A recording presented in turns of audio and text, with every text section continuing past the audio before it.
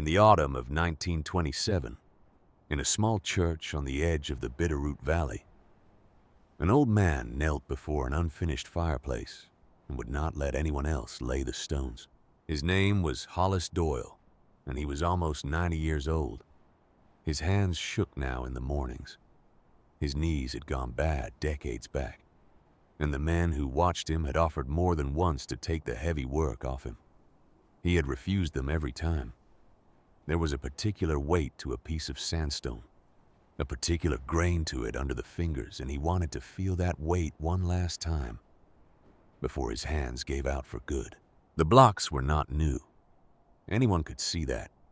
They were honey-colored and worn smooth at the edges, the kind of smoothness that only comes from 40 years of weather and human touch. They had come from somewhere. They had been somewhere before. And as the old carpenter set each one into the mortar with a slowness that bordered on prayer, the younger man noticed that his lips were moving, that he was speaking to no one they could see. He set a stone. He pressed it level. He sat back on his heels and looked at it for a long moment. "Isabel," he said so quietly that the word barely left him. "You'd have liked this." None of them knew who Isabel was. The young ones never did. To them, this was just a pile of old rock being repurposed into a hearth salvage from some torn-down structure out west of town. The kind of thing that happened when a county widened a road and didn't much care what stood in the way. But Hollis Doyle knew exactly what the stones were. He knew where every one of them had been quarried and by whose hands they had first been stacked, and what had happened in the long winter when the whole world tried to laugh those hands into the ground and failed. He had been one of the men doing the laughing. That was the part he never forgave himself for, not the doubt. A man was allowed his doubt. What he could not forgive was the cruelty, the certainty, the way he had stood in front of his neighbors and used his 30 years of skill like a club against a woman who had asked for nothing but to be left alone to work. He set another stone. His eyes were wet, and he did not bother to hide it. At his age, there was no one left to perform for. To understand what those stones meant, you have to go back. You have to go all the way back to October of 1883, to a flat clearing 2 miles west of a settlement that did not yet have a real name, where a 63-year-old woman was carrying rock that weighed nearly as much as the children who came to mock her. And you have to understand that on that cold autumn morning, every single person who watched her work was certain she was going to die. The settlement sat in a fold of the Bitterroot Valley where the mountains rose blue and enormous to the west, and the wind came down out of them like something with intent. 43 souls lived there in the autumn of 1883. They were Ohio farmers and Minnesota carpenters, and men who had drifted west out of the played-out mining camps, and they had come here because the land was cheap and the soil was good, and because a person could still in those years point at an empty valley and say, "This is mine," and have it more or less be true. What they had not reckoned on, most of them, was the winter. They knew it would be cold. Everyone knew that. But there is a difference between knowing a thing as a fact and knowing it as a force. The way you know a river is wet until the day it takes your wagon, and most of them had not yet had that second kind of knowing. They were building the way they had always built. Logs felled and squared and notched at the corners, the gaps between them packed with mud and moss and whatever pitch could be boiled out of the pines. A stone hearth if a man was handy, a cast-iron stove if he had the money to freight one in. It was the way their fathers had built. It was the way the whole frontier built. And in October, with the aspens going gold and the first hard frost silvering the grass each dawn, it seemed entirely sufficient. Into the middle of this, in the spring of that year, had come Isabel Drummond. She had arrived with very little. A trunk of tools that the freight man had cursed for its weight. A few clothes sober and dark and mended at the elbows. a faded shawl, and a manner so quiet that some of the women had taken her at first for simple, until they saw her eyes and understood that the quiet was not emptiness, but the opposite of it, a stillness packed so full that it had no need to spill over into talk. She was 63 years old. Her hair had gone the color of old iron pulled back hard from a face that the sun and the cold had worked on for 6 decades. Her hands were a laboring man's hands. Broad across the knuckle, the nails cut blunt, a white seam of old scar running across the back of the left one. When she shook hands with the settlement's leader, a former Army quartermaster named Josiah Hale, he had felt the grip in it and looked at her differently for a moment, the way one craftsman looks at another when he realizes he is misjudged. She was Scottish. That much they could hear in every word she spoke, in the way the consonants came down hard and the vowels rolled long. She had spent the better part of her life in the Highlands, in a country where the winters did not kill you, the way a single bad storm killed you out here all at once. Dramatic, but the way a slow tide kills you patient, and certain freezing the breath in your chest as you slept. If you had built your house wrong, she knew stone, the way a fiddler knows the strings, the way a sailor knows the set of a sail. She knew it. She had spent 2 decades laying dry stone walls along the moors, building root cellars dug into hillsides, raising the low, thick-walled crofts where Highland families had ridden out storms that turned the world to white nothing for days at a stretch. She knew which stone held heat and which shed it. She knew how to lay a wall so the cold could not find a way through it. She knew things that no one in that valley had ever thought to wonder about, because no one in that valley had ever needed to. And she had buried her husband the winter before. That was the thing none of them understood. That was the thing she carried under all the quiet, the weight that made her hands so steady and her words so few. His name had been Hugh Drummond. They had crossed the ocean together, the two of them old as they were, because their children were grown and gone, and there was nothing left in the old country but graves and rent and the slow, grinding poverty of a place that had no more use for stonemasons. America, the letters said. America had room. America had land. And so they had come, 2 gray-headed people holding hands on the deck of a ship, looking west at a country they would build the last good years of their lives into. They had reached the valley too late in the year. That was the simple, brutal fact of it.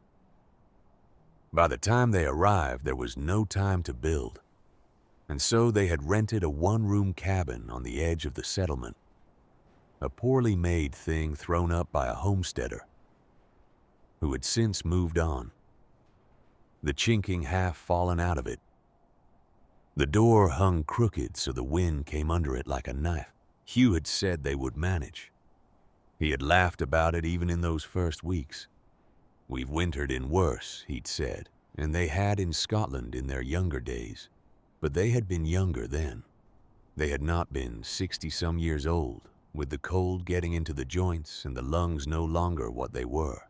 He had taken sick in January. A cough at first, then a fever, then the long, terrible nights where the wind found every gap in that miserable cabin. And Isabel had burned every stick of wood they had, trying to keep the room warm enough to matter. And it had not been enough. Because you cannot warm a sieve. You cannot hold heat in a box made of cracks. And a log cabin in a hard winter is exactly that. A box made of cracks. He had died on a morning when the inside of the cabin walls were furred with ice. She had sat with him a long time after. There was no hurry after all. The ground was frozen too hard to bury him. And so he had lain in the cold of that cabin for the better part of 2 months. And she had moved through the rest of that winter the way a person moves through deep water, slowly, deliberately putting one foot in front of the other, because the alternative was to lie down and not get up. And in those long, frozen weeks, sitting beside her dead husband in a house that could not hold heat, she had made a decision. She had taken out the papers Hugh had carried with him across the ocean, the drawings he had made and remade for 30 years, the design he had dreamed of building one day when they finally had land of their own, and time to build it right. A tower of stone, round because a circle holds heat where corners lose it, walls 2 feet thick, because mass was the secret, the great forgotten secret. A firebox in the center, not against a wall like a fool would put it, but dead center so that every breath of heat would soak into the body of the building and stay there. He had drawn it 100 times. He had explained it to her on 100 winter evenings in Scotland, the two of them by the fire, his finger tracing the channels on the paper. Heat is not made to be spent, Isabel. Heat is made to be kept. He had never gotten to build it, so she would. That was why she was carrying stone 2 miles west of the settlement in October of 1883. Not because she was mad, not because she was a foolish old woman who did not understand how houses were built. She understood better than any of them. She was building the last thing her husband had ever dreamed, and she was building it to keep her alive through the winter that had killed him. And she did not explain a word of this to anyone, because grief is a private country, and she did not intend to give them a tour. But of course they did not know that. They saw only the strangeness. They saw an old woman moving sandstone blocks one at a time, each one 40 to 60 pounds, levering them onto a sledge and dragging them across the frozen ground, while their own husbands raced to finish log walls before the snow. They saw her measuring out a circle in the dirt 16 feet across and pacing it and measuring again. They saw her dig a trench 3 feet deep and ring it with limestone and backfill it with gravel. And they had no earthly idea what she was doing, because none of them had ever seen a foundation laid like that, because none of them had ever needed one. The first to laugh openly was a trapper passing through on his way to his lines. "She's building a grain silo," he said to a knot of men gathered at the settlement's one store, jerking his thumb back toward the clearing. Or a tomb. Hard to say which. The men laughed the easy laughter of people who are warm and well-fed and certain, and the joke stuck the way a cruel joke will. And within a week, half the settlement was calling it the silo, and the other half was calling it worse. Isabel heard it. She was not deaf, and the valley was small. She heard the children daring each other to run up and touch the cold stone and run back.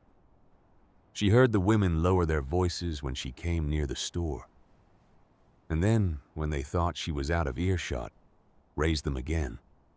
She heard the word daft more than once in the soft burr of her own homeland's tongue spoken by a Scotswoman younger than herself who ought to have known better. And she said nothing. She let them think it. This is the first thing you must understand about Isabel Drummond. The thing that would not become clear to a single person in that valley until the winter had nearly killed them all. She was not the fool in this story. She was the only one in it who was not a fool.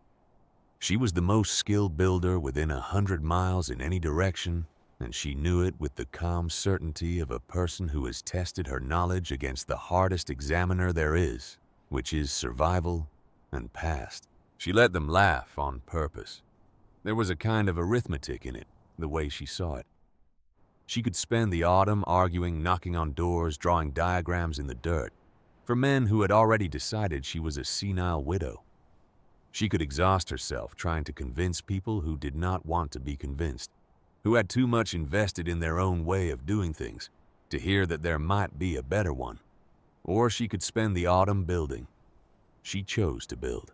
Winter will do my arguing for me, she thought, lifting another stone, feeling the familiar ache settle into her shoulders, the good, honest ache of work. Winter is the only teacher these people will believe. So let it teach. It was a hard thing, though. Harder than she let her face show. There is a particular loneliness to being right While everyone around you is certain you are wrong to carrying knowledge that could save lives, and being unable to give it away because no one will take it. She felt it most in the evenings when she walked back to the rented cabin where Hugh had died. The cabin she still lived in, because the tower was not yet finished, and she would sit alone in the cold and the dark and talk to him sometimes softly, the way Hollis Doyle would talk to her stones 44 years later. "They laughed at you too, you know," she said to him one night, to the empty chair across from her. "The first wall you ever built, they said it would fall." A long pause. The wind worked at the door. "It's still standing." She built through October. The neighbors finished their cabins and turned to splitting firewood. Great cords of it stacking it shoulder high against the coming cold. And they watched her still laboring over a foundation and shook their heads. By the middle of the month, when the first real snow came spitting down out of the mountains, the log houses had their roofs on and their fires lit, and Isabel Drummond had a ring of limestone 3 feet deep, and not one course of wall above the ground. It was around this time that the matter was raised at the council. The settlement had no formal government, but it had a habit of gathering on Sunday evenings in the largest cabin to talk over whatever needed talking over. And Josiah Hale, by virtue of his army years and his careful temperament, generally led these gatherings without anyone having decided he should. He was a fair man. That mattered in what was to come. He kept a notebook out of long quartermaster's habit, and he wrote things down, and the writing down of things would turn out to matter more than anyone could have guessed. It was at one of these Sunday gatherings in the last week of October that Isabel made her one and only attempt to explain herself. She had not planned to, but Hale had asked her directly and not unkindly what exactly she was building out there, and the question was put in front of the whole room, and she felt she owed the man an honest answer for an honest question. So she stood an old woman in a dark dress, and she told them. "A tower," she said. The room went quiet at the burr of her voice.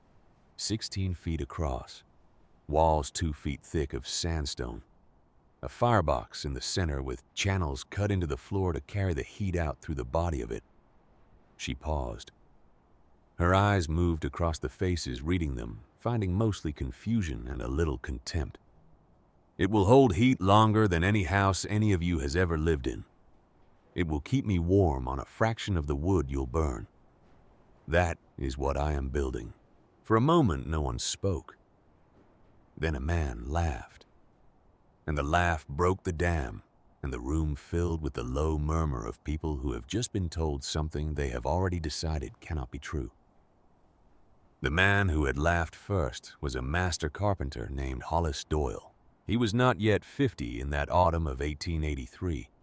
A strong man in the full of his powers, broad through the shoulders, from 30 years of swinging a broadaxe with sawdust permanently worked into the creases of his knuckles, and an opinion of his own judgment that 30 years of being right had earned him. He had built houses in Minnesota. He had built barns and meeting halls and a church or two. He knew wood the way Isabel knew. Stone knew it in his hands and his bones.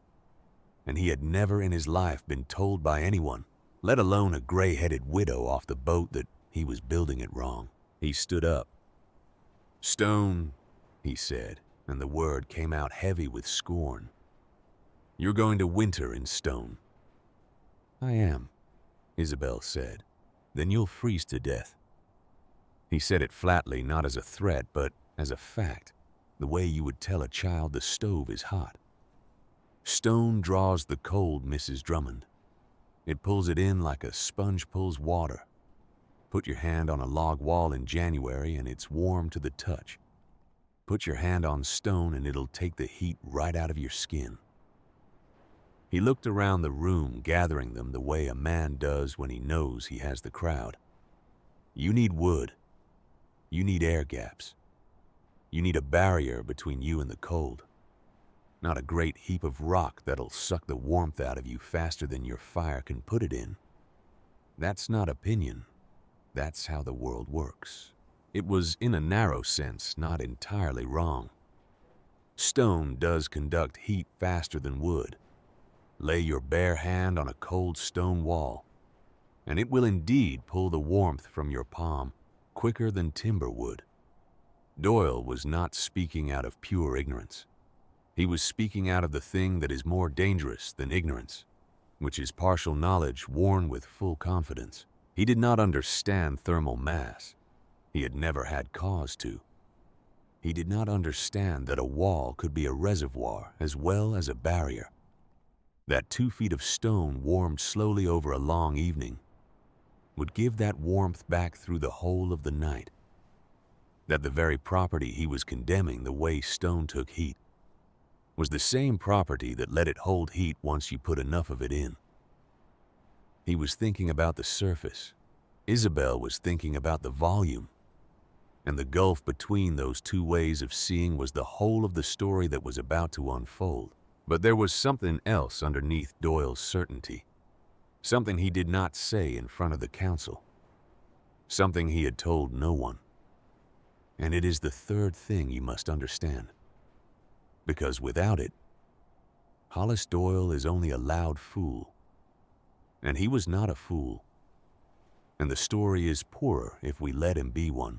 Years before in Minnesota, when he was a young man learning his trade, Hollis Doyle had worked on a house with a stone-floored cellar, a fine house by the standards of the time built by a man with money. And in that house there had lived a hired man, an older fellow who slept in a room off that stone-floored cellar, because it was the only space the household could spare him.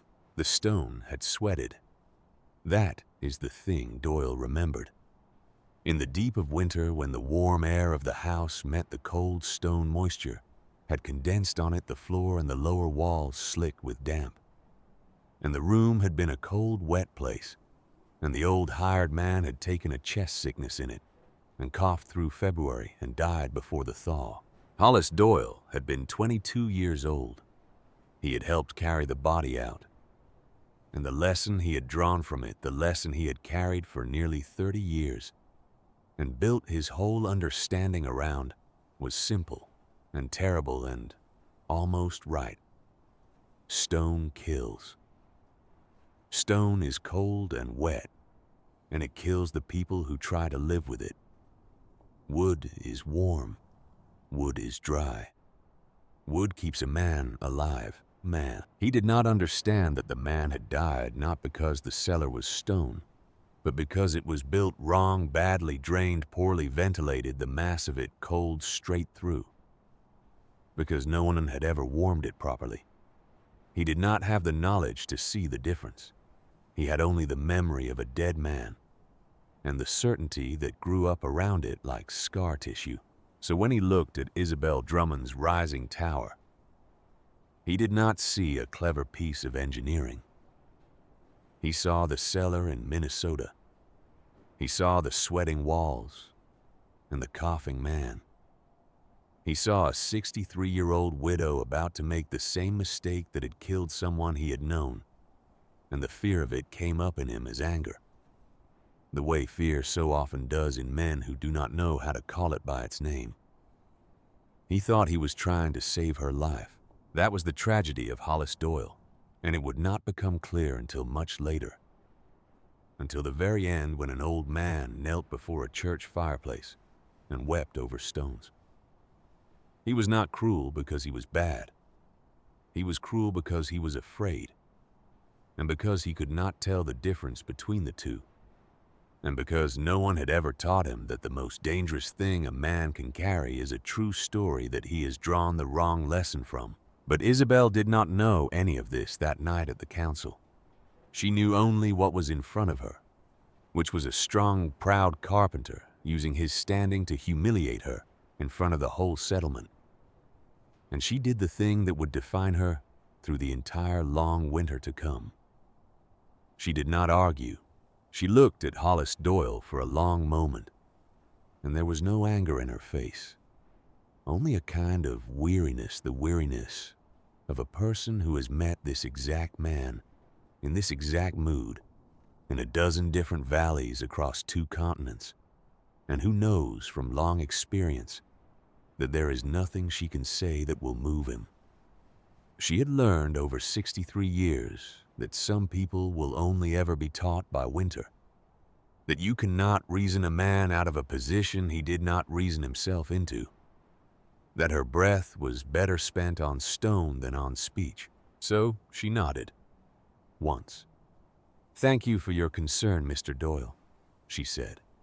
And the thank you was not sarcasm, though. Several in the room took it for that. It was something stranger and harder. It was the courtesy of a person who has decided that her work will speak for her and who therefore has no need to win the argument, because she has already in her own mind won the only contest that matters, which is the one the winter will judge. She gathered her shawl. She thanked Josiah Hale for the gathering, and she walked out into the cold October dark, back toward the clearing where her half-built tower waited under the new snow. And behind her the room erupted in talk, the way a room does when the strange quiet woman has gone. And everyone is suddenly free to say what they think. It was Doyle who turned it into a wager. He did not mean it to be cruel, perhaps. To him it was simply obvious. He had stated a fact the widow had refused to accept it, and so the only thing left was to let the matter be settled by the only judge that mattered out here. "I'll tell you what," he said to the room. "I'll wager 2 days of my own labor carpentry work to any man here that she abandons that tower before February, that she comes crawling back to a proper log house when the cold sets in or freezes trying." And the wagers came. They came easily because the men were warm and certain, and a wager costs nothing when you are sure you will win it. A rancher from Ohio named Amos Renner, a man who had wintered 3 hard years in a log cabin and considered himself an authority on the subject, put up a smoked ham. "She'll quit by February," he said. "I've burned 6 cords a winter in a cabin sealed tight as a drum, and I know cold. That woman's building herself an icebox with a campfire in the middle of it. She'll be lucky to see Christmas." A trapper named Eli Marsh, younger than most, quieter than most, hung back at the edge of the room and listened, and finally offered a beaver pelt, a fine one prime winter fur. But his wager was different, and a few of the men noticed it and remarked on it later. He did not bet that she would quit. He bet only that the inside of her tower would never get above 50 degrees. "I'm not saying she'll die," he said when Doyle pressed him. "I'm saying stone can't get warm. That's all I'm saying. 50 degrees no higher all winter long." There was something almost troubled in the way he said it, as if he had looked at that rising tower and seen something the others had not, and could not quite put words to. Even Josiah Hale, the careful man, the fair man, allowed himself an opinion, though he made no wager. "I respect her industry," he said, closing his notebook. "I do. But what's proven we know works? Log and chinking and a good stove that's carried families through winters out here for years. Stone's an experiment, and a Montana winter is no place to run an experiment." He shook his head. "I hope I'm wrong. I'd be glad to be wrong, but I don't expect to be." So it was settled in the way such things are settled in small places. The whole settlement had taken a side, and the side was unanimous, and the woman at the center of it had not been in the room to defend herself, and would not have defended herself if she had been. The tower would fail. The widow would freeze or flee. And the only question worth wagering on was which and how soon. Out in the clearing, Isabel did not know about the wagers, and would not have cared if she had. She had stopped at the foot of her tower on the walk home, and stood there a while in the falling snow, looking up at the work she had done the limestone foundation. The first few courses of sandstone just beginning to rise above it. It was not much yet. To an untrained eye, it looked like nothing like the start of a well or the ruin of something already fallen. But she could see it finished. She had seen it finished 1,000 times in Hugh's drawings, in the long evenings of their marriage, in the dreams that still came to her. Now and then where he was alive, and they were building it together. His hands and hers, course by course. She put her bare palm flat against the cold stone. Doyle had said, "Stone draws the cold." And in that moment in the October dark, it was true. The stone was frigid under her hand, leaching the warmth from her skin just as he'd promised. And a person who knew nothing might have taken that as proof that he was right. But Isabel knew something he did not. She knew that this same cold stone, warmed slowly and patiently from within over the course of a winter's evening, would one day soon hold heat, the way the embankment of a river holds the day's sun long after the sun has gone. She knew that the very coldness biting her palm now was only the other face of a warmth that was coming. She knew that the difference between an icebox and a hearth was not the material. It was the understanding. It was the knowledge of how to fill it. Patience, she murmured to the stone, to herself, to the husband who was not there. Patience. We're not done yet. She left her hand there a moment longer, feeling the cold, unafraid of it. Then she pulled her shawl tighter and walked the rest of the way home through the snow. And behind her, the half-built tower stood dark against the white ground, waiting the way good work always waits patiently and without complaint. For the day the world is finally ready to understand it. The snow fell harder through the first week of November. Isabel worked on through it. There is a thing about laying stone in cold weather that most people do not know, which is that it is a race against the mortar. Lime mortar will not set properly if it freezes before it cures, and so every course she laid was a small gamble against the temperature, a calculation she made by feel and instinct, and the watching of the sky. She mixed her mortar in small batches in a wooden trough. She kept near a banked fire, so the water would not freeze in it. She worked through the warmest hours of the day, such as they were, and she covered the new-laid courses with straw and canvas against the night frosts. And she lost a few mornings to weather that was simply too hard to build in.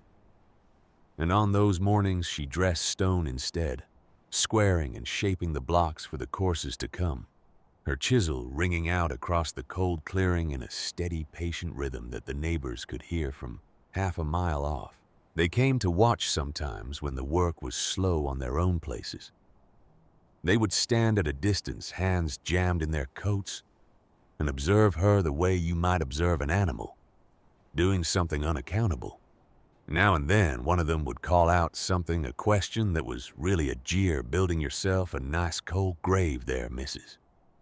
And she would not answer, would not even look up. And after a while, they would grow bored of getting no rise out of her and drift away. Only the children kept coming back.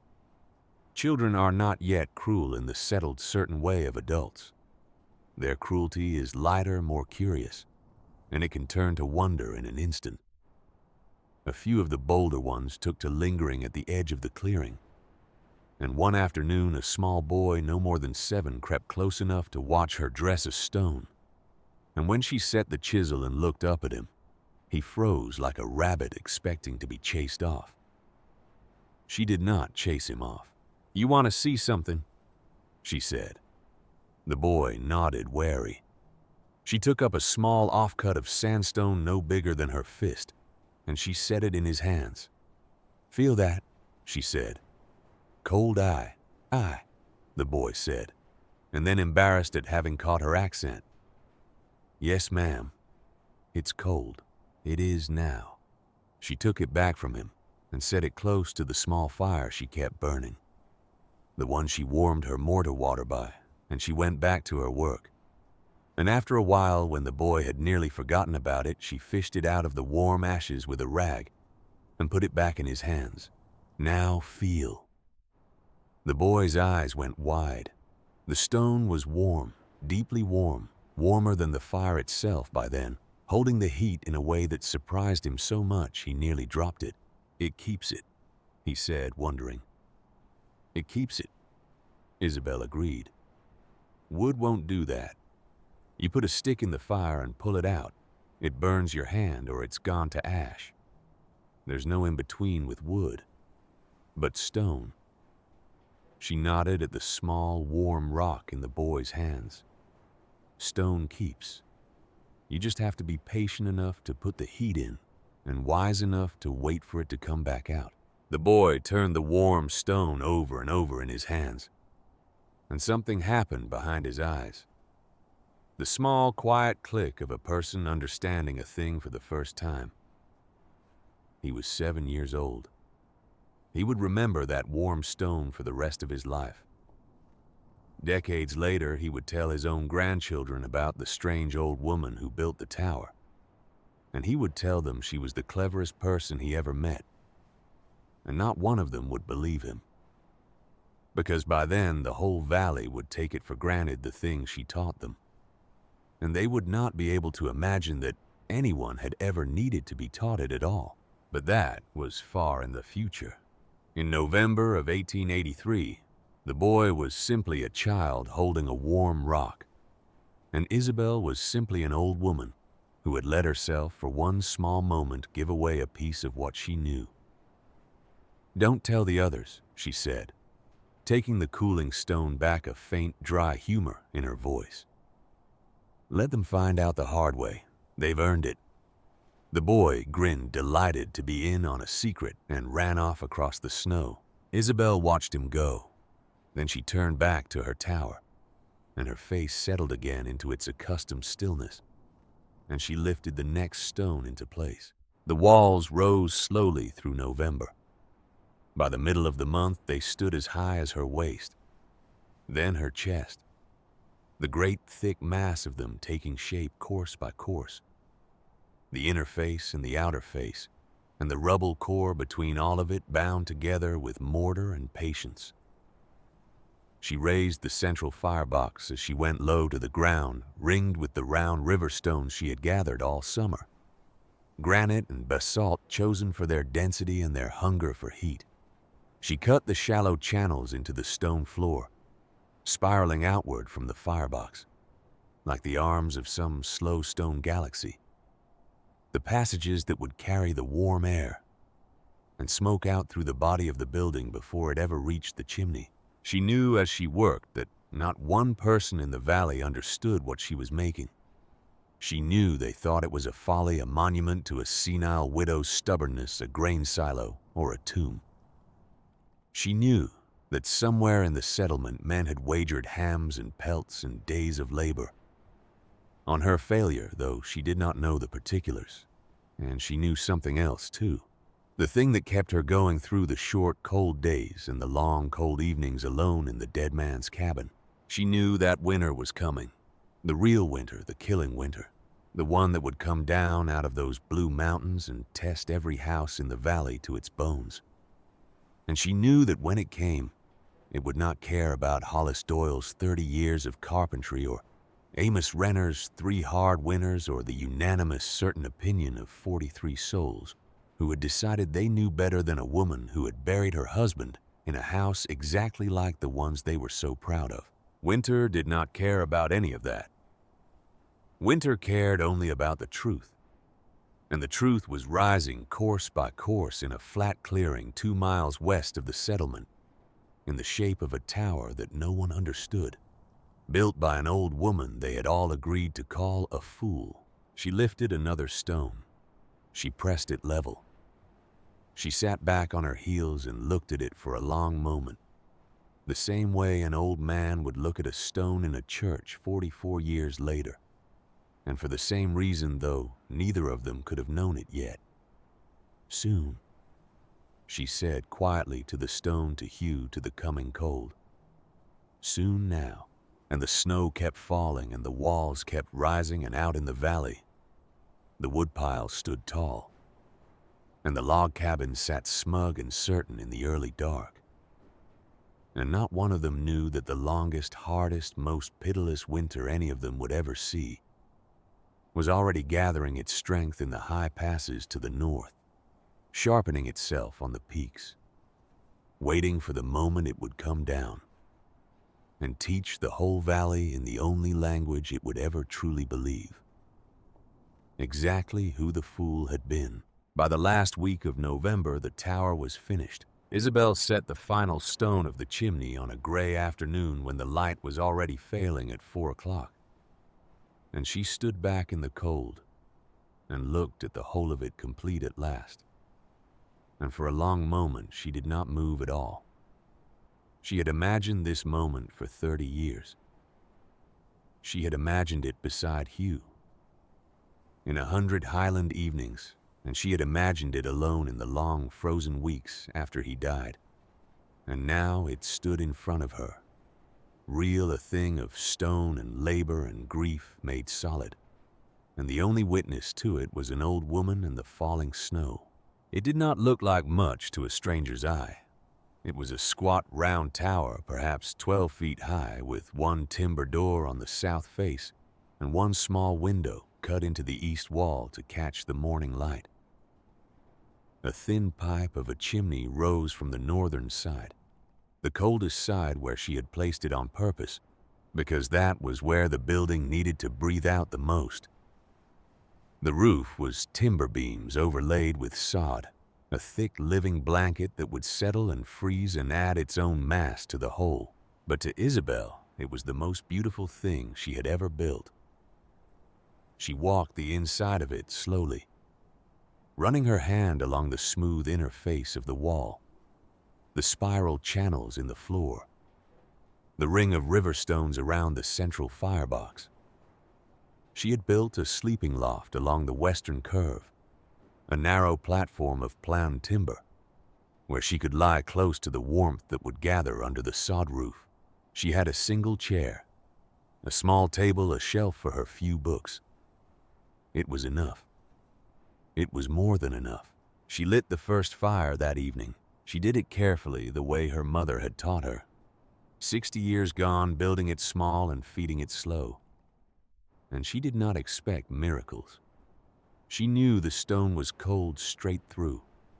She knew it would take days of patient firing to bring all that mass up to temperature, to charge the great battery of the walls and the floor with heat. The first night, the tower was barely warmer than the air outside, and Hollis Doyle, had he seen it, would have crowed that he was right. But Isabel knew about patience. She fed the fire its small, steady diet of split pine and Douglas, fir-dried and stored indoors, where no moisture could reach it. And she watched the river stones around the firebox slowly take the heat. And she felt on the second evening the first faint warmth begin to bleed back out of the inner wall, when she laid her palm against it. By the third night, the floor was warm under her stocking feet.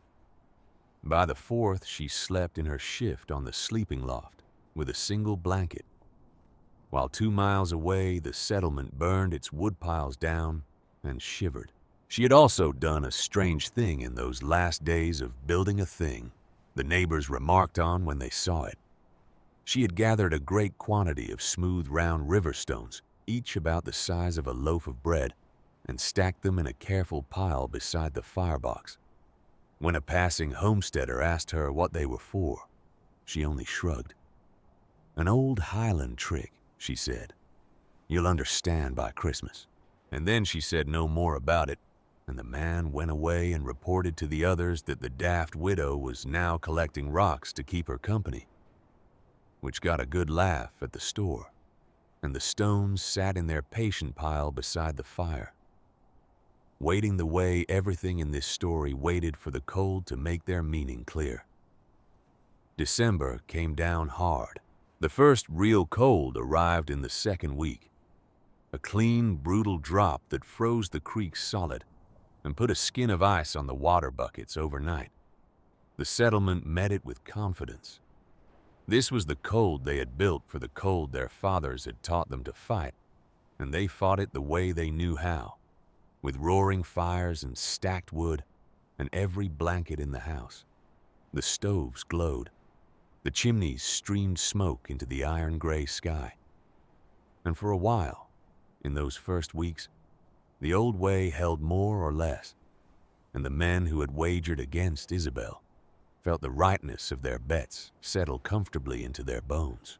But the cold kept deepening. That was the thing none of them had reckoned on. This was not an ordinary winter, and it would not behave like one. By Christmas, the temperature had fallen into the teens and stayed there, and the easy confidence of December began here and there to thin. It was around Christmas that Amos Renner first did the arithmetic that frightened him. He was a careful man with his stores of farmer's habit, and he kept a rough count of his woodpile, the way he kept account of his seed grain and his salt pork. And one cold morning, split and kindling in the blue dark before dawn, he stopped with the axe in his hand and looked at the pile he had built so tall in October, the pile he had been so proud of, and he saw that it was less than half what it had been. Less than half. And it was not yet January. He stood there a long moment in the cold, his breath smoking, and a small thread of fear worked its way into him.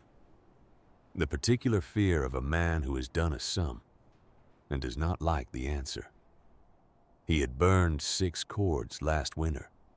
He had laid in 8 this year to be safe. And at the rate the cold was eating it now, 8 was not going to be enough. 8 might not be near enough. He looked east without quite meaning to, toward the clearing where the widow's tower stood. He could just see it in the growing light. A dark, squat shape against the snow, with a thin thread of smoke rising from its chimney. A thin thread, not the great billowing plume that rose from his own chimney, and from every other chimney in the settlement. For just a moment, Amos Renner felt something he did not have a name for and did not like. Then he pushed it down the way a man does and told himself the widow's fire was thin because the widow was freezing, because she was rationing wood she could not spare, because she was losing slowly the bet he had made against her. That was all it was. He went back to splitting his kindling, but the thought had lodged in him the small, cold splinter of it, and it would not come out. He was not the only one beginning to feel it. All across the settlement in those last days of December, the woodpiles were shrinking faster than anyone had planned for, and the families were beginning the slow, private mathematics of the long winter. The calculation every frontier family eventually had to make. How much wood is left? How long until the thaw? How many cords stand between us and the cold? The arithmetic was not yet desperate, but it was no longer comfortable, and the men who had laughed in October were not laughing quite so easily now, though none of them would have admitted it, least of all to each other. Hollis Doyle admitted nothing. Hollis Doyle of all of them held hardest to his certainty because he had the most invested in it, 30 years of skill, and a dead man in Minnesota, and a wager made in front of the whole council. He kept his fire roaring and his confidence loud, and when his wife mentioned quietly that the woodpile was going down fast, he told her sharply not to fret, that he knew cold that they would manage. And they did manage for a while, because Doyle's house was the best built in the settlement, tight and square and properly chinked, the work of a master. But the best log house in the world is still a log house. And the cold that was coming did not care how well a thing was made of the wrong material. January 1884 came down out of the mountains like a predator. It is hard now to convey how cold it got. The old records, the ones Josiah Hale kept in his careful quartermaster's hand, survive in fragments. And even reading them more than a century later, there is something that raises the hair on the neck. The cold came in waves, each one colder than the last, with brief deceptive lulls between them that lured people into thinking the worst had passed, before the next wave came down harder than the one before. On the 9th of January, Hale's mercury thermometer, the only truly reliable instrument in the valley, read 22 degrees below zero. On the 11th, it read 30 below. The whiskey froze in its bottle. A man's spit cracked into ice before it hit the ground. The cattle that had not been brought into shelter died standing up frozen where they stood. And in the morning, you could see them out in the white fields like statues. The cold was not weather anymore. It was a living thing, a hunting thing, and it pressed against every wall in the valley, looking for a way in, and it found a way into nearly all of them. The log cabins were losing. That was the terrible truth that January forced upon the settlement. The truth that no amount of stacked wood or stubborn confidence could hide any longer. The log cabins, for all their tight chinking and their roaring stoves, were losing the fight because they had never been built to win it. They were barriers, not reservoirs. They could keep the cold out for an hour after the fire burned down, and then they gave up all their heat at once, and the families inside woke in the black cold of 3 in the morning to feed the fire again and again and again, burning through their dwindling wood in a desperate effort to hold a line that could not be held. Amos Renner's house was among the first to truly suffer. He woke on a morning in early January to find ice on the inside of his cabin walls, a fine white fur of frost across the logs, where the warm breath of the family had frozen against the cold timber in the night. His cast iron stove fed all night by his eldest boy, turn and turn about, through heat in a tight circle perhaps 3 feet across, and beyond that circle the room hovered barely above freezing. His wife had wrapped the younger children in elk hides and pressed them up against the warm metal sides of the stove, and they slept there, the small bodies, while the parents took turns at the woodpile and at the watch. The family burned half a cord of wood in 18 hours, half a cord, to hold a single room at a temperature where the children's breath still smoked and the water in the far corner still froze. Amos Renner stood in his cold cabin in the gray dawn and looked at his woodpile through the frosted window, and he understood with a sick lurch that he was going to run out. Not might. Was going to. The arithmetic that had merely frightened him at Christmas was a death sentence now, plain and cold as the ice on his walls, and there was nothing he could do about it but burn what he had and pray for a thaw that the iron sky gave no sign of sending. Hollis Doyle's house did better. It was the best house in the valley after all. But better is a relative word when the world is 30 below, and even Doyle, even the master carpenter with his perfect chinking and his tight-fitted door, could not hold his cabin much above 48 degrees without burning wood at a rate that made his hands ache from the splitting of it. His wife had stopped complaining out loud. She had moved past complaint into the silent, grim endurance that the cold imposed on everyone. And that was almost worse. The silence because Doyle could read in it everything she was no longer saying. Her breath fogged in the air even when she stood close by the fire. The children slept in heaps under every blanket and coat they owned 3 and 4 to a bed, wearing 2 layers of wool to sleep. Doyle himself had a deep ache lodged in his shoulders from chopping wood, and a deeper ache lodged somewhere he could not name from a thought he would not let himself think. And then his youngest fell sick. She was 4 years old, a small girl with her mother's pale hair, and she had been listless for a day or two. And on a morning when the thermometer read 28 below, she woke with a fever and a cough that rattled in her small chest. And a terror went through Hollis Doyle that he had felt only once before in his life, 28 years ago, in a stone-floored cellar in Minnesota.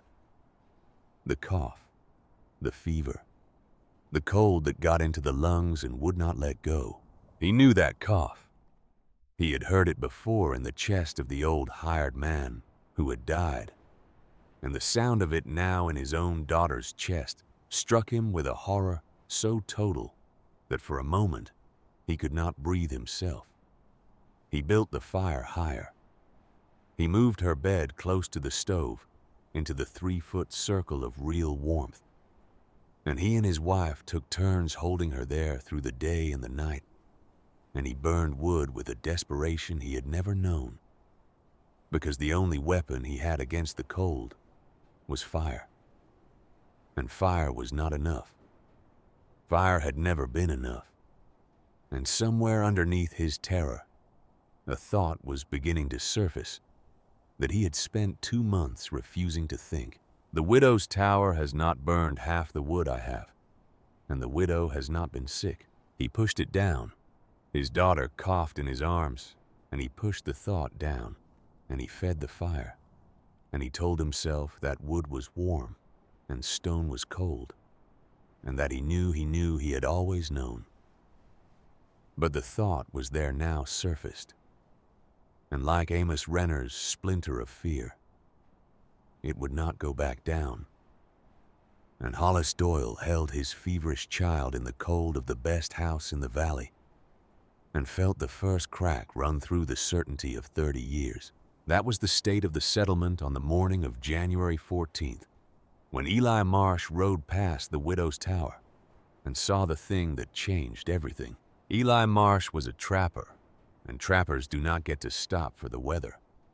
His lines were set out across miles of frozen country, and the animals in them would freeze and spoil, and be taken by other predators if he did not run the lines regardless of the cold.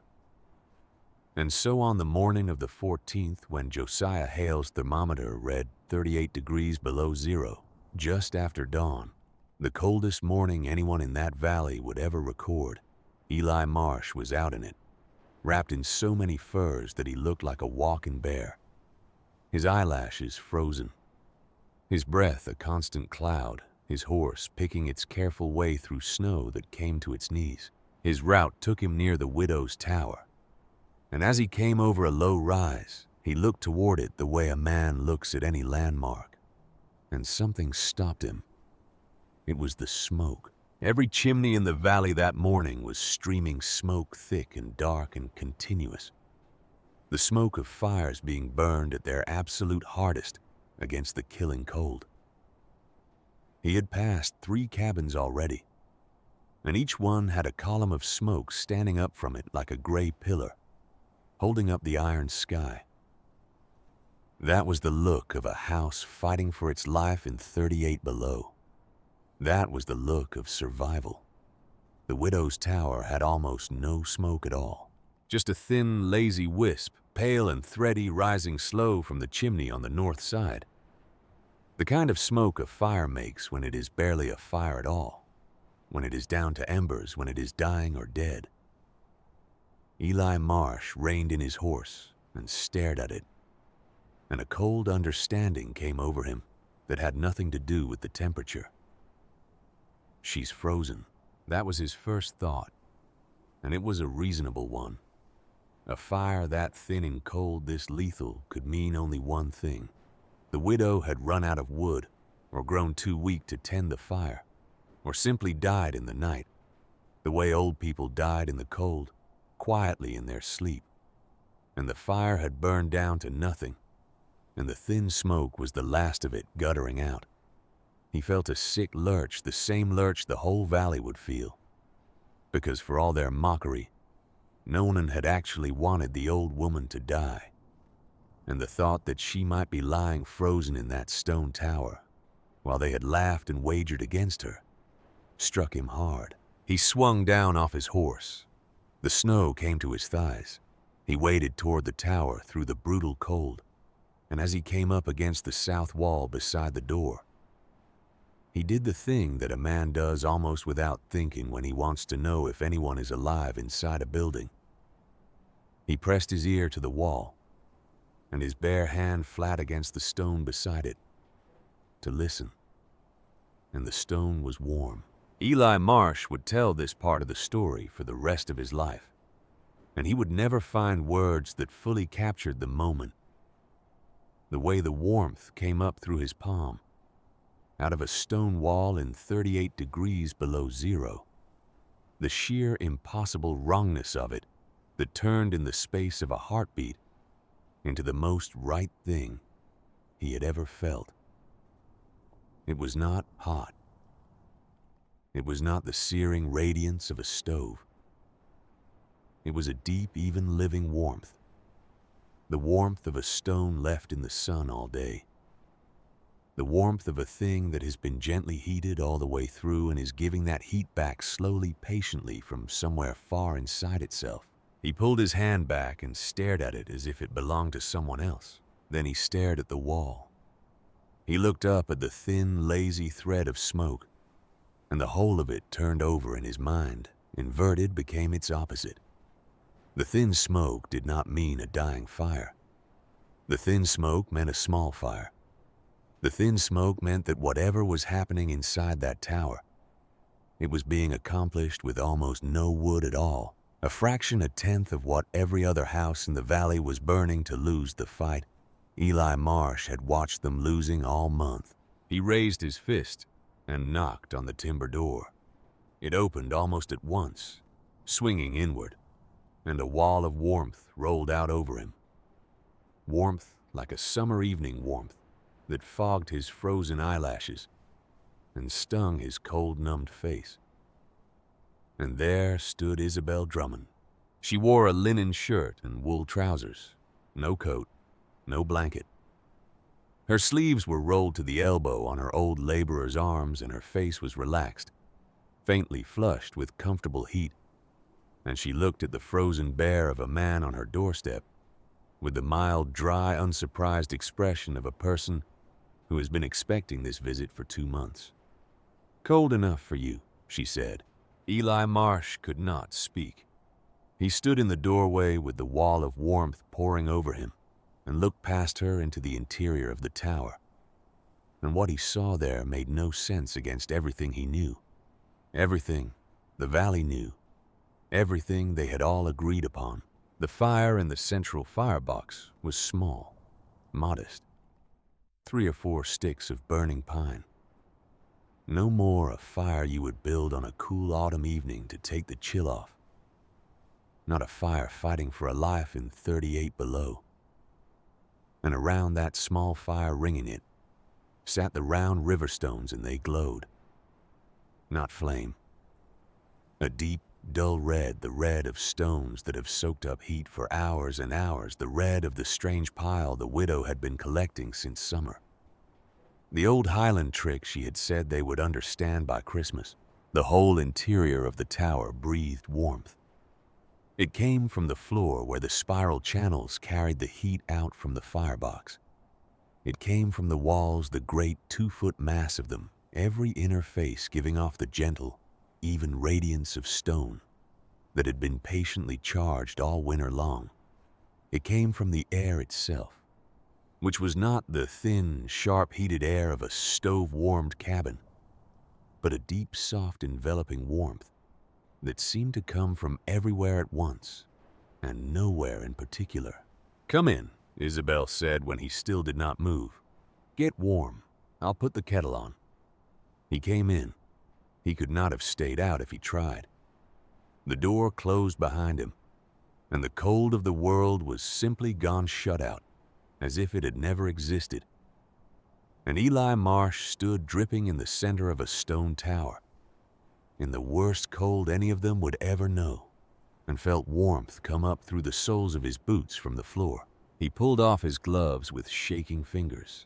He laid his bare hand against the inner wall the way he had laid it against the outer wall a minute before, and where the outside had been gently warm, the inside was warmer still. The warmth of a sun-baked rock in July, even deep alive. He looked at his hand against the stone, and then at the small fire, and then at the old woman filling a kettle as calmly as if it were a spring afternoon.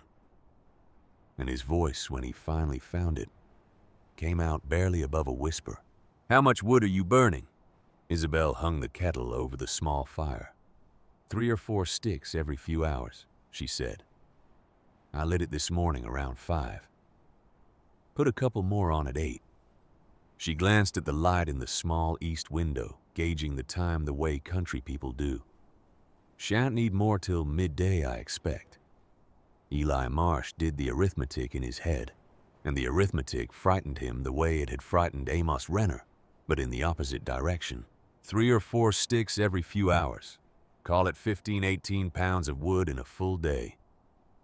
He had passed Renner's place that morning and seen the woodpile, and he knew what the family was burning, 80 pounds, 90, a desperate roaring consumption that was still losing the fight. And here was the widow in the same cold, in the same valley on the worst morning of the worst winter, sitting comfortable in her shirt sleeves on a fraction of that, a tenth of it. And the inside of her tower was warmer than any house Eli Marsh had set foot in since October. It was not possible, except that he was standing in it. He was standing in the impossible, his frozen face thawing the warmth coming up through his boots. And the impossible was true and had been true all along, all through the months they had laughed. And the only impossible thing was how completely and unanimously they had all been wrong. "I have to tell the others," he said. "I have to Mrs. Drummond, they have to see this. Renner's burning 90 pounds a day, and his children are sick from the cold. Doyle's little girl has the fever. They're freezing and they're running out of wood and—" He stopped, the enormity of it catching in his throat. They have to see this. Isabel looked at him for a long moment. The kettle began faintly to sing. "Then tell them," she said. And there was no triumph in her voice, no "I told you so," no satisfaction at the vindication that was so plainly arriving. There was only a kind of weariness, and underneath it something gentler, something that Eli Marsh would only understand much later, when he knew the whole of her story, when he knew about Hugh and the cabin and the ice on the walls. "But tell them the truth of it. This isn't magic. There's no trick in it, not really. It's stone." She nodded at the warm red glow of the river stones at the great patient mass of the walls. "Stone holds heat, that's all. That's the whole of the secret they laughed at. Stone holds heat and they wouldn't believe it, because an old woman said it. So tell them. But tell them it was never magic. It was only ever stone and patience, and a willingness to learn a thing they'd already decided they knew better than." She poured the tea. Eli Marsh wrapped his frozen hands around the warm cup, and he drank it standing in the impossible warmth of the tower. And he could not stop looking at it. The walls, the floor, the small fire, the glowing stones. The old woman moving through it all with the calm ease of someone in her own kitchen on an ordinary day. And somewhere out beyond the warm stone walls, the cold went on hunting through the valley, 38 below. Or the killing cold pressing against the log cabins, and finding its way in and inside this one strange building it could not reach, could not touch, was held off entirely by nothing more than the thing they had all been told and had all refused to believe. He stayed perhaps half an hour. He could have stayed all day. But there was something burning in him now. Something that would not let him sit still. The urgency of a man who has seen a thing that changes everything and cannot keep it to himself. And at last he set down the cup and pulled his gloves back on and turned for the door. "They wagered against you," he said at the threshold, with the cold of the doorway already reaching for him. He felt he owed her the truth of it. "Did you know that Doyle and Renner and the rest, they put up hams and pelts and labor betting you'd quit betting you'd freeze?" He paused.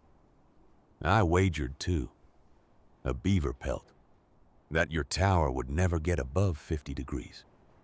Isabel almost smiled. It was the closest thing to a smile he had seen on her the whole time. "And what does your thermometer tell you now, Mr. Marsh?" He looked back into the warm interior at the comfort of it, the impossible summer evening warmth of it in the dead heart of January. And he understood that he had lost his wager so completely that there was no measuring it, and that he had never in his life been so glad to lose anything. "It tells me I was a fool," he said quietly, "same as the rest of them." "Aye, well." Isabel pulled the door open for him and the cold poured in around their feet. "Foolishness isn't the sin. We're all of us fools about something. The sin is staying a fool once winter's shown you the truth of it. She nodded out toward the settlement, toward the cold and the smoke and the freezing children. Go on then. Go tell them. And we'll see which kind of fool they turn out to be, the kind that learns or the kind that won't. Eli Marsh stepped out into the 38 below cold, and it hit him like a wall after the warmth. And he gasped and pulled the furs up over his face. He floundered back through the deep snow to his horse, and he swung up into the frozen saddle, and he turned the animal not toward his trap lines but back toward the settlement, riding hard, or as hard as a horse could go, through that snow, the urgency burning in him all the way. Behind him, the tower stood squat and dark and steaming faintly against the white, the thin wisp of smoke rising lazy from the northern chimney. The impossible warmth held safe inside its patient stone, and the old woman who had built it stood for a moment in the doorway, watching the trapper ride away to carry the news. She had waited 2 months, and 1 dead husband, and 63 years of being doubted to have finally undeniably believed. Then Isabel Drummond closed the door against the cold and went back to her small fire and her warm stones and the patient work of being right in a world that had not yet caught up to her. She did not know yet that there would be one more fight. She did not know that even as Eli Marsh rode shouting into the settlement, even as the news of the warm tower spread from cabin to freezing cabin, there would be those who would not believe it, who could not afford to believe it, whose certainty had cost them too much to simply set down. Amos Renner would be the first to say it when the trapper came pounding on doors with his impossible tale. Renner with his sick children and his shrinking woodpile and his wager of a smoked ham would stand in his cold doorway and hear Eli Marsh out and then shake his head, because the alternative was unbearable. Luck, he would say. A warm spell in one building, a trick of the wind. You felt a warm wall marsh fine. That proves nothing. Bring me a thermometer. Bring me Hale and his mercury thermometer and let him measure it in the center of the room with witnesses, and then I'll believe your warm tower. Numbers marsh. Not a warm wall and a cup of tea. Numbers. And he would be right to ask for it in a way, though his reasons were the wrong ones. Because a thing this important, a thing that overturned everything the whole valley had believed, ought to be measured, ought to be witnessed, ought to be written down in a careful hand by a careful man so that it could never, after, be denied or forgotten or explained away as luck. The arguing of winter was nearly done, but the proving of it, the cold hard numbers of it, the measuring that would turn the last of the doubters and write the widow's vindication into the permanent record of that valley was still to come. And it would come on the afternoon of that same brutal 14th of January, when Josiah Hale carried his mercury thermometer and his quartermaster's notebook 2 miles west through the killing cold to measure for himself the thing that could not be true, and to write down in the careful hand of a man who had spent his life counting what was real exactly how wrong the whole world had been. The news ran through the settlement faster than Eli Marsh could ride. By the time he had pounded on the 3rd door, the story was already ahead of him, leaping from cabin to cabin the way fire leaps the impossible tale of the warm tower, and the old woman in her shirt sleeves, and the small fire that did the work of 10. Some heard it and scoffed. Some heard it and went quiet.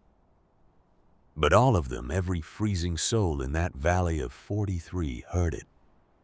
And by the early afternoon of that brutal 14th of January, a thin crowd had begun to gather outside the widow's tower, stamping their feet in the deadly cold, their breath clouding their faces, wrapped against the wind drawn out into 36 below.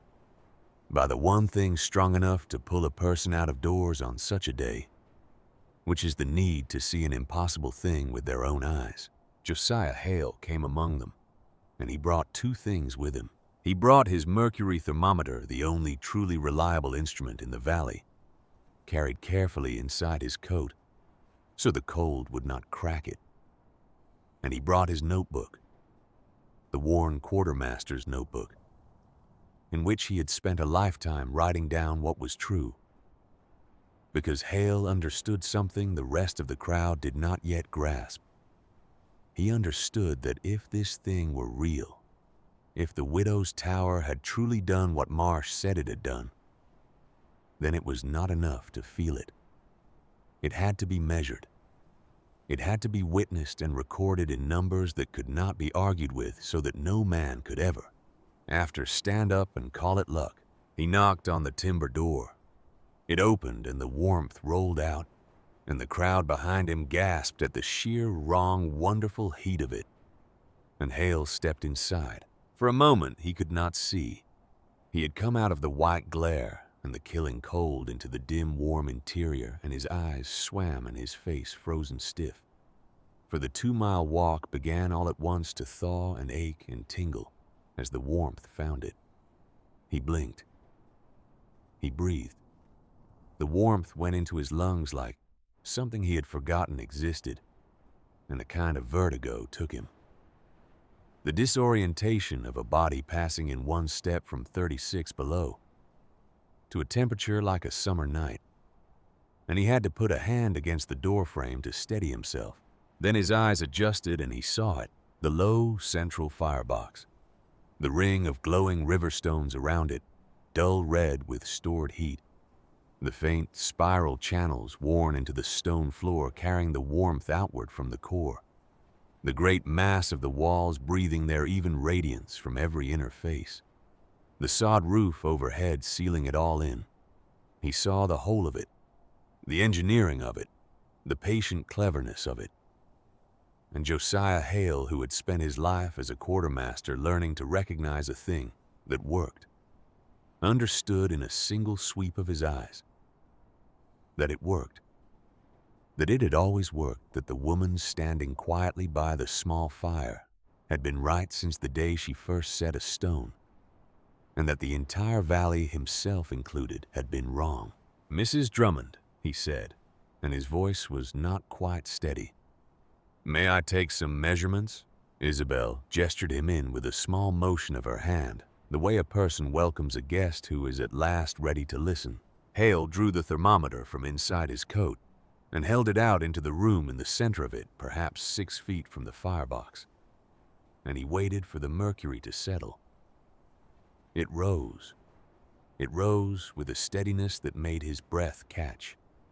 It climbed and held, and he read it once, and then, because he could not at first believe it, he read it again. He wrote it in his notebook in his careful hand. Interior temperature 68 degrees Fahrenheit, 2:15 in the afternoon. January the 14th, 1884. Then he carried the thermometer back out through the door into the gathered crowd, and he held it up for them to see, and he let a few of them read it with their own eyes before the cold could pull the mercury back down. And he held up a second instrument, a plain spirit thermometer he had carried for the outside reading, and that one showed 36 degrees below zero, for the day had warmed a few degrees off its dawn low of 38, but was still cold enough to kill a man in the time it took to read the dial. 68 degrees inside, Hale said, and his voice carried flat and clear across the cold and the silence. Taken in the center of the room, 36 below outside. He let that sit a moment. That is a difference of 104 degrees. Across 2 feet of stone. The crowd murmured. The arithmetic of it ran through them, the impossible spread of it. 104 degrees held by a thing they had all sworn could not hold heat at all. Hollis Doyle was not there. That was the thing the others noticed in the murmuring crowd. The man who had laughed first and loudest. The master carpenter who had wagered 2 days of his own labor on the widow's failure was not among them on the afternoon his certainty came undone. He was home in the best-built log house in the valley, holding his feverish 4-year-old daughter in the 3-foot circle of warmth around his straining stove. And the news of the warm tower had reached him. there carried by his eldest boy, who had run breathless from a neighbor's. And Hollis Doyle had heard it and said nothing at all. His wife had looked at him across the cold room. She had not said anything either. She had only looked with the child burning and coughing in her arms, and the look had said everything. The whole of 2 months of silence finally given a shape, and Doyle had turned away from it and fed another stick into the fire and felt the certainty of 30 years grinding to pieces somewhere inside him.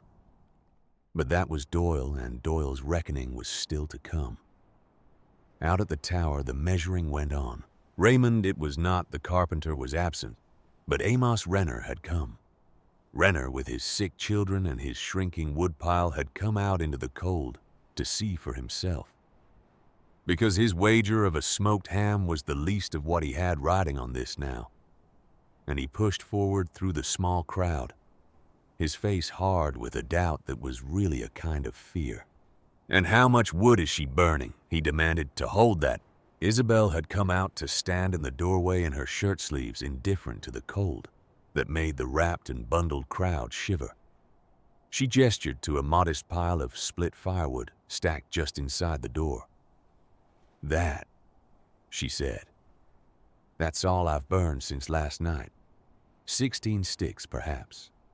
18 pounds if you weighed it." Amos Renner stared at the little pile. 18 pounds. He had burned 80 pounds since yesterday.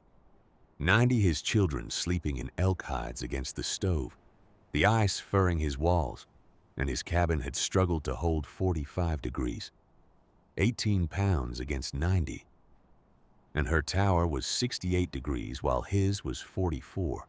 "It was 44 in our place this morning," he said, and the hardness had gone out of his voice, replaced by something smaller and more honest. "My wife, the children, the water pail froze solid in the night 6 feet from the stove." He looked at the little pile of wood, and then at the warm, steaming doorway, and then at the old woman standing in it.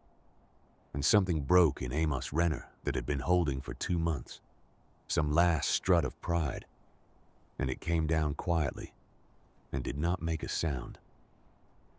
18 pounds, he said again almost to himself. Lord above, 18 pounds. Hale spent the next hour measuring, and he did not measure only the tower. This was the quartermaster in him, the careful man who knew that one reading proves nothing, that a number means something only when you have other numbers to set it against. So he went with 2 of the men to 3 of the log cabins, and he measured them 2 in the center of each room, 6 feet from the stove, the same as he had measured the tower. And he wrote each one down in his careful hand. Amos Renner's cabin 44 degrees with an estimated 80 pounds of wood burned in 18 hours. Hollis Doyle's cabin, the best built in the valley, 52 degrees with perhaps 65 pounds, burned in the same span. Eli Marsh's own cabin, empty and banked low because the trapper was out, 48 degrees. And the widow's tower, 68 degrees on 18 pounds of wood. Hale looked at the 4 numbers in his notebook for a long time in the warm interior of the tower, where Isabel had let him sit to do his figuring. The arithmetic was not subtle. The widow was holding her tower 16 to 24 degrees warmer than her neighbors on less than a quarter of the wood. It was not a small advantage. It was not a matter of a clever trick winning by a hair. It was a rout. It was the most complete and total vindication Josiah Hale had ever set down in numbers, and he had spent his life setting down numbers. But it was not the most striking thing he would record that day. The most striking thing came that evening, and it came from a question Hale asked the widow almost shyly as the winter dark came down. "Mrs. Drummond," he said, "would you permit an experiment?" Isabel looked at him. "Go on. Let the fire go out." He said it carefully, watching her face. "Let it burn down to nothing tonight, and let it stay out. I want to measure how long the tower holds its heat with no fire at all. I want to know what the stone alone will do." He paused. I think it matters. I think it's the heart of the whole thing, and I'd like to have it in numbers." It was, when you thought about it, an extraordinary thing to ask. He was asking a 63-year-old woman to deliberately let her fire die on a night that was already falling back toward 30 below, to gamble her own comfort and arguably her own safety on the proposition that her tower would hold. A foolish person might have refused. A vain person, afraid of being proven less than perfect, would certainly have refused. Isabel agreed at once. She agreed because she knew. She had no fear of the experiment because she already knew exactly how it would come out. Knew it the way she knew. The weight of a stone before she lifted it. Knew it from a lifetime of Highland winters and from the 30 years of evenings when Hugh had traced the channels on his drawings and explained to her precisely why the mass would hold. She had nothing to prove to herself. She had only the rest of them to prove it to, and if a dying fire on a cold night was what it took to write the truth into Hale's notebook for good, then let the fire die. She placed one last log into the firebox at 6 o'clock that evening. By 8, the fire had reduced to embers. By 9, the last of the flames had gone out entirely, and there was nothing in the firebox but a bed of dull glowing coals fading slowly to gray ash and the river stones, and the great charged mass of the floor and the walls. Josiah Hale stayed. He had told his wife he would be late, and he settled himself in the warm dark of the tower with a candle and his notebook and his thermometer, and he measured hour by hour through the long cold night, and he wrote down every reading. 9 o'clock, fire newly out 66 degrees. 10 o'clock 64, 11:62, midnight 60, 1 in the morning 58. He sat in the warm dark and watched the mercury fall slowly. So slowly, perhaps 1.5 degrees each hour. A gentle, patient decline that was nothing at all like the cliff edge plunge he had seen in log cabins where the moment the fire died, the heat fled all at once, and the cold came pouring in. He had measured those in his time. He had watched a log cabin drop below 50 degrees within 2 or 3 hours of the fire, going out the thin-walled ones faster than that. And here he sat hour after hour in a stone tower with no fire burning at all, and the warmth held and held and held. 2 o'clock 56, 3 o'clock 54, 4 o'clock 52. 5 o'clock in the morning with the dawn still hours off and the world outside frozen near 30 below 51 degrees. 11 hours. For 11 hours with no fire in the dead heart of the worst winter the valley had ever known, the tower had held above 50 degrees. The 4,000 pounds of warmed sandstone, the great patient battery of the walls and floor, had given back the heat it had stored slowly, evenly, hour after hour. Long after the last ember died, Josiah Hale wrote it all down. And then, beneath the columns of figures, he wrote something else. A sentence, in his careful quartermaster's hand. And it was not the sentence of a man recording an inventory. It was the sentence of a man who has had his understanding of the world rearranged in a single night. The stone tower holds heat some 3 to 4 times longer than log construction, on roughly 1/4 of the fuel at a far greater interior comfort. Thermal mass is a profound advantage in extreme cold. It would seem that everything we believed about the unsuitability of stone for cold weather dwellings was simply completely wrong. He underlined the last word. Then he closed the notebook and he sat in the warm dark a while longer. And he thought about all the things he had been certain of in his life, and how many of them might be as wrong as this one had been, and whether he would have the courage to find out. Hollis Doyle came to the tower at dawn. He came alone on foot through the brutal cold of the morning after, and the others were not there to see it, which was perhaps a mercy, because what passed between the old woman and the proud carpenter was not a thing for an audience. He had not slept. His daughter's fever had broken in the night. Thank God, the small mercy of it. But the breaking of the fever had not broken the thing that had been grinding apart in him for 2 months. And he had risen in the cold dark and dressed and walked the 2 miles west, because there was something he had to do, and he could not do it any longer in front of other people. His pride had kept him away the day before. His pride had kept him home, while the whole valley walked out to witness his certainty come undone. But pride was a luxury in the end, and Hollis Doyle had run out of the means to afford it somewhere in the long night beside his sick child, in the cold of the best house in the valley, holding the small burning body and listening to the cough he knew too well, and understanding finally all the way down that he had been wrong. He knocked on the timber door. Isabel opened it.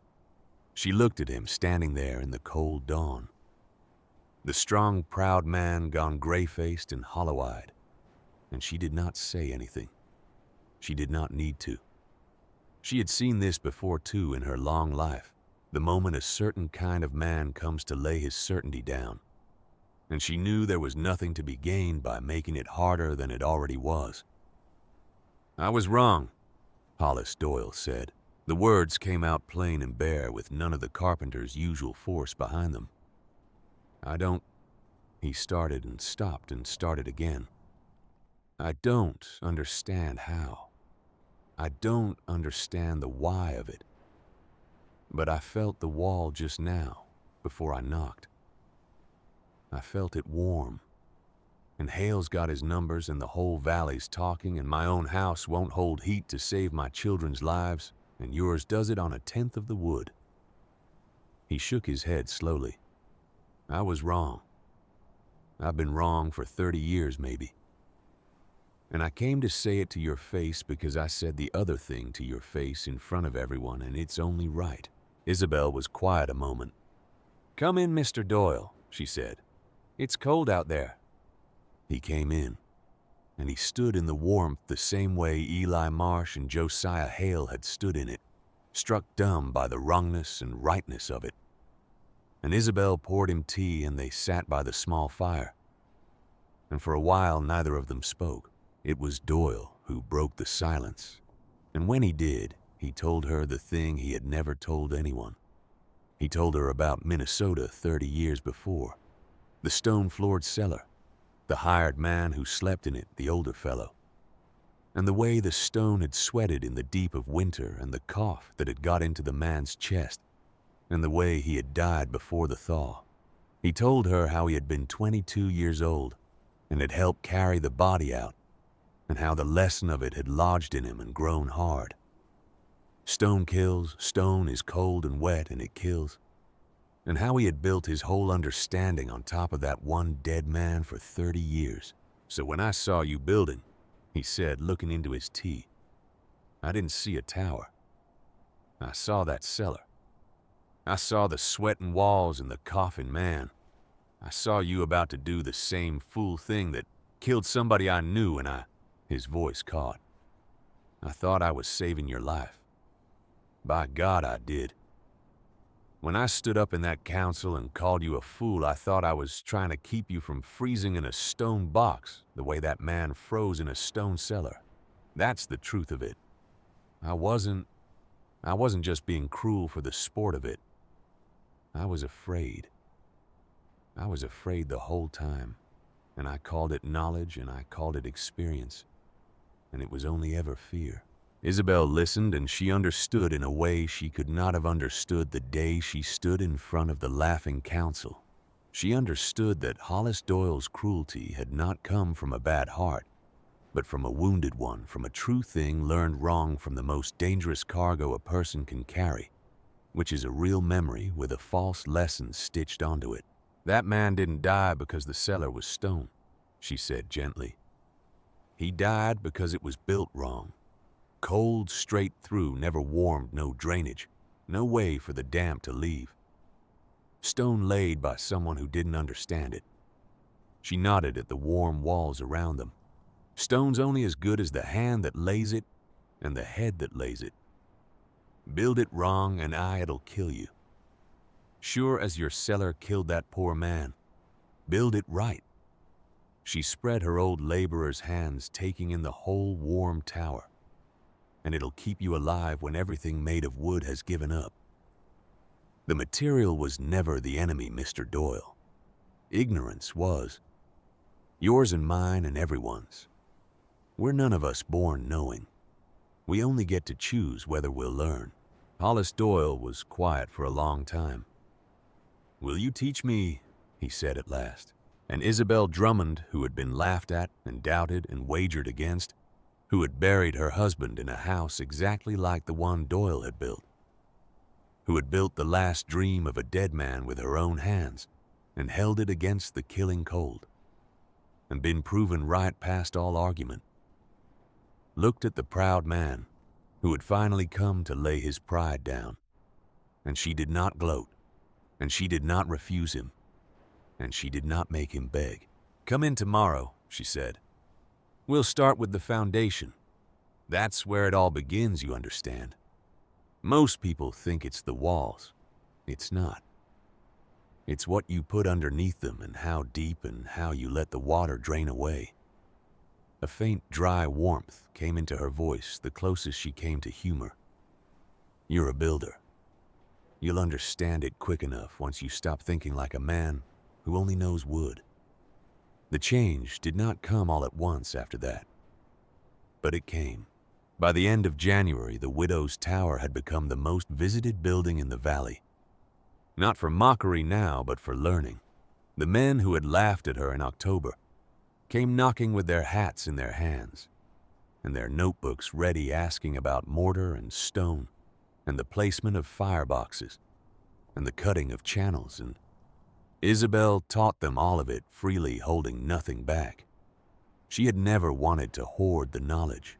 She had only ever wanted them to be warm. And now that they were ready to learn, she gave them everything she had. The whole inheritance of Highland winters, and 30 years of evenings with Hugh, and a lifetime of laying stone poured out openly to anyone who would listen. Hollis Doyle became her most devoted student, which surprised everyone and surprised Doyle most of all. He could not rebuild his whole house, not in the dead of winter. But he could do something, and what he did was build a great stone hearth into the corner where his iron stove stood 2 feet deep and 4 feet wide, a mass of stone wrapped around the stove to catch its heat through the long evening burn and give it back through the night. He built it in February with Isabel's guidance, his master carpenter's hands. Learning the unfamiliar feel of stone and the difference in his house was immediate. The stone soaked up the warmth of the evening fire and released it for hours after the flames died. His family slept through the night without waking to feed the stove. His wood consumption dropped by nearly half, and his daughter, recovered, now slept warm. Almost Renner could not save his house, for he had built it in a low, cold hollow where the air pooled, and no amount of stone would fix the fundamental error of the site. But Isabel showed him how to use mass in reverse, how to bury great stones in his root cellar so they would catch the small warmth that seeped down from above and keep his stored vegetables from freezing even when the surface dropped below zero. And that small mercy got his family through the rest of the winter with their food intact. Eli Marsh, who could not afford to build in stone and was rarely home in any case, took the simplest lesson of all the warm stone trick the widow had shown a 7-year-old boy back in November. He gathered smooth river stones, heated them in his evening fire, wrapped them in leather, and carried them into his bedroll on the trapline. And they held their warmth for 6 and 8 hours. And they changed his nights in the frozen backcountry from something to be endured into something a man could nearly call comfortable. By the spring of 1884, 7 households in the valley had worked some form of stone mass into their heating. By the autumn, the number was 12, and when the winter came again in late 1884, the whole settlement's wood consumption had fallen by something near a third, and not one family woke that winter to ice on the inside of their walls.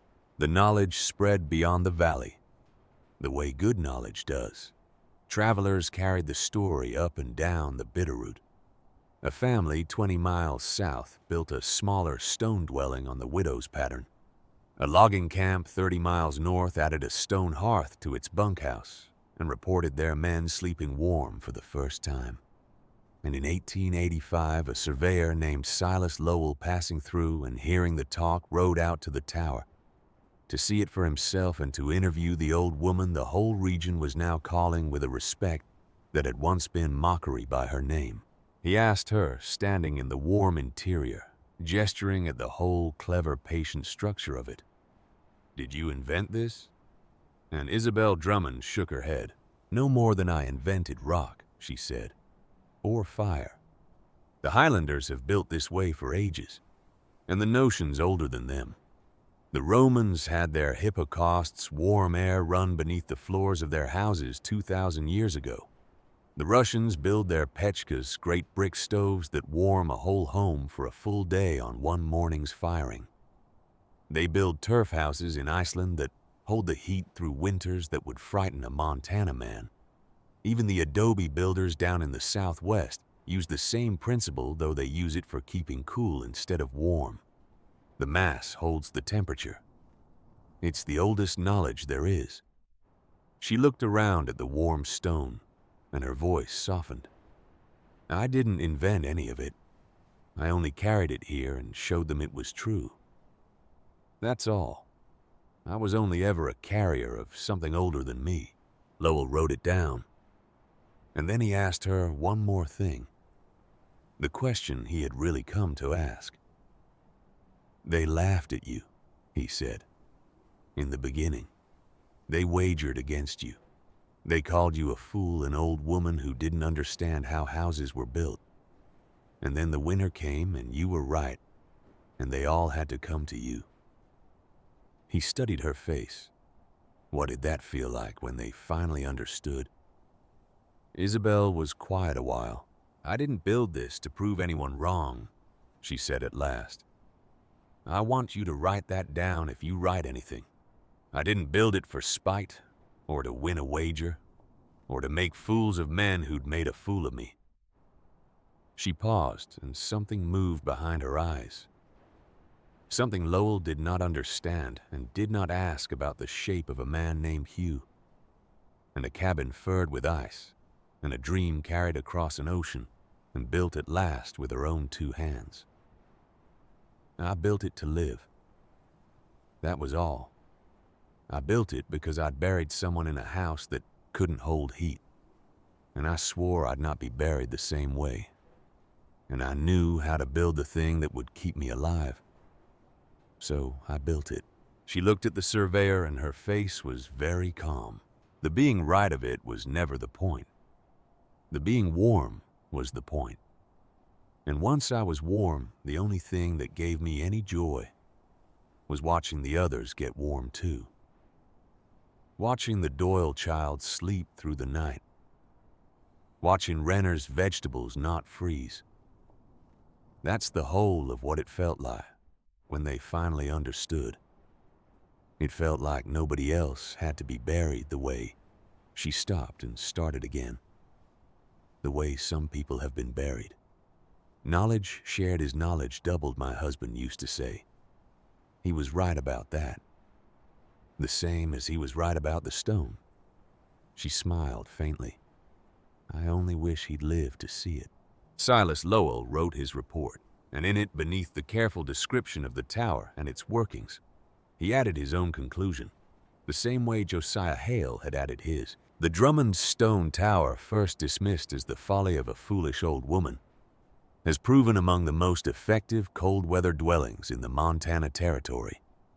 It carried its builder through the winter of 1884, the coldest on record, on a fraction of the fuel its neighbors burned, and it has transformed the way this entire community thinks about surviving the winter. More than that, it stands as proof of the value of old and tested knowledge in a new country, and of the folly of dismissing such knowledge merely because it comes to us from the aged, or the foreign, or the quiet.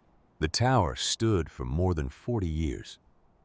It outlasted nearly every log cabin built in that valley in 1883. Isabel Drummond lived in it to the end of her days, warm through every winter. And when she died, an old woman in a warm stone room, she died in her sleep with the fire banked low, and the walls holding the heat around her, the opposite in every way of the death that had taken Hugh.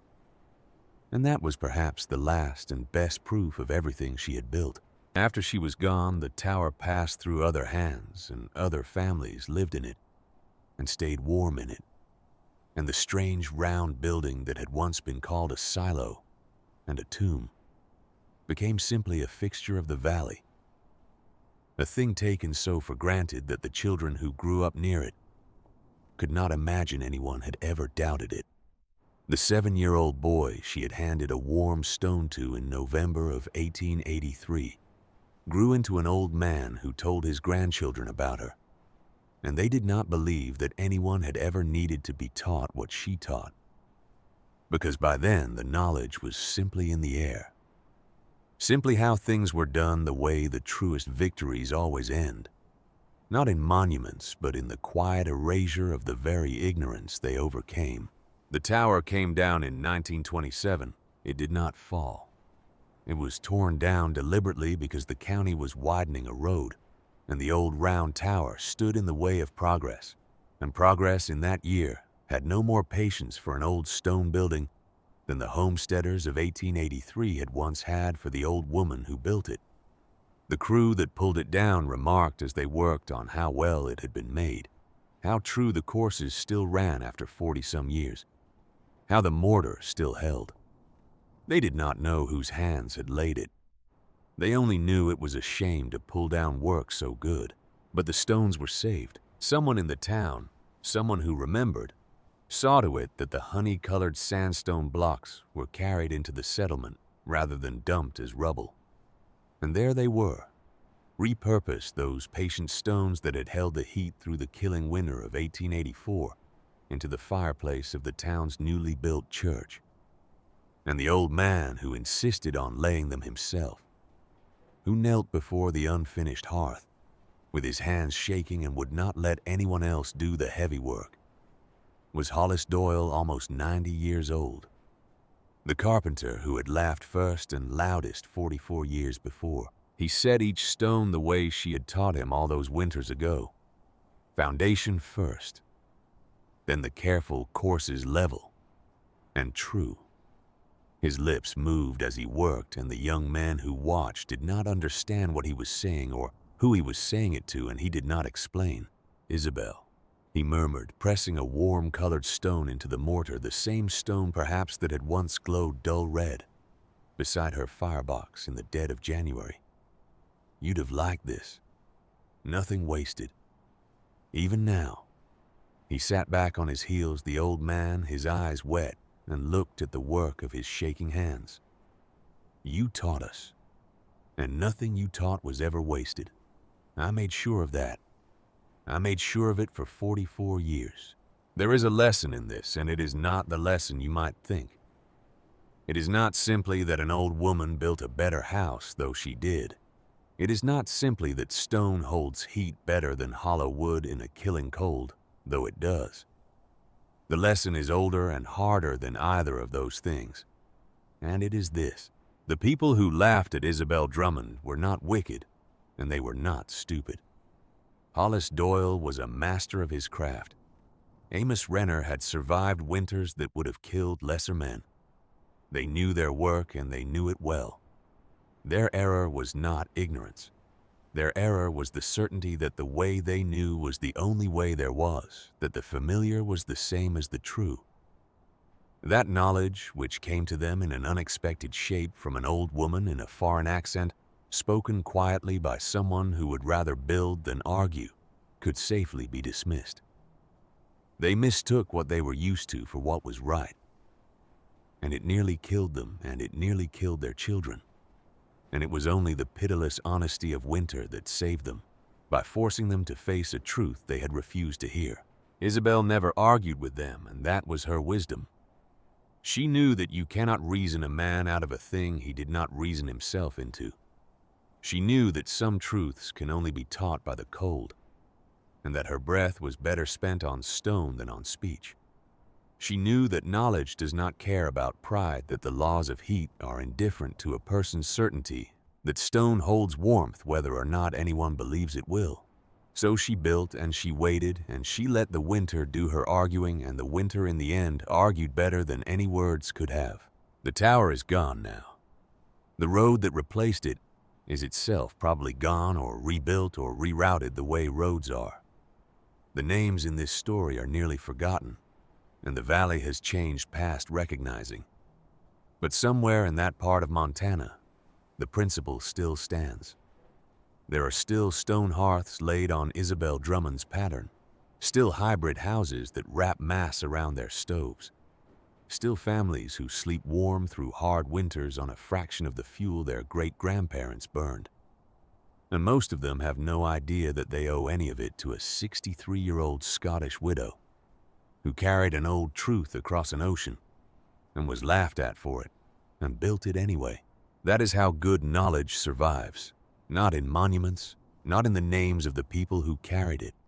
It survives in the warmth of a house on a winter night, in a child sleeping soundly, while the cold presses uselessly against good thick walls, in the quiet, ordinary comfort of people who have forgotten there was ever anything to learn. Effective knowledge does not die. It waits patiently and without complaint, the way Isabel Drummond's tower waited under the first snows of 1883, for the next person wise enough to stop laughing and listen.